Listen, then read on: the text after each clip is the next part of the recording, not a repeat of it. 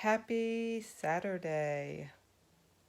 I am recording in order to provide an addition, if you will, a continuation of the previous conversation where I discussed when it might be beneficial to pursue therapy. So, this video, again, another short video, so it'll be under 5 minutes. Yay.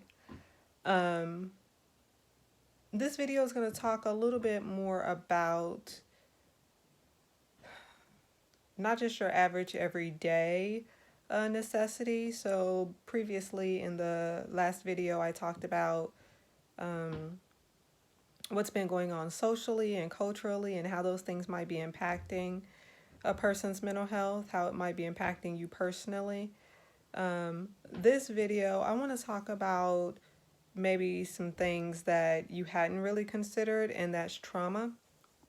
I talked last time about crises, and that's one aspect of things, and trauma is another side, another part of that coin, if you will.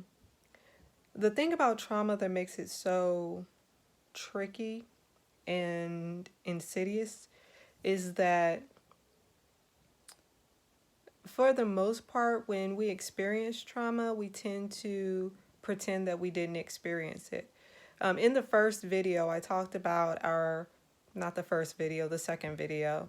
I talked about how our culture has set us up to believe that emotions are not useful, and that, when we experience things, when we experience loss or tragedy, we're supposed to just kind of pick up and keep going. And so that's been instilled in us generation after generation. And so we tell ourselves we've dealt with it, we're fine. What we've discovered in the field of mental health is that a lot of times when we say that we've dealt with something, what ends up happening is our behaviors will reflect otherwise. So we actually end up acting out and living out the traumatic events that have happened to us subconsciously. So even though we say we've dealt with it, we've moved on, it's not impacting us anymore, we tend to see these behaviors that are constantly cropping up, these patterns that exist in people's lives that tend to be problematic patterns. And when we dig into it and when we look thoroughly at it, we see that there's a background of trauma that is persisting and existing in that person's life.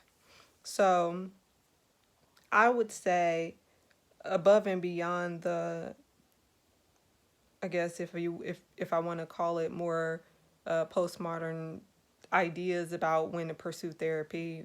Again, I mentioned that in the previous video about your anxiety and depression and things like that. When you're having relationship issues, to go and see someone. Trauma is a really, really big one. That's a huge stressor, a huge impact on our lives. And so that's going to be a time when you want to pursue really getting some in-depth understanding about what's going on with you. And a lot of times it's difficult to face those events.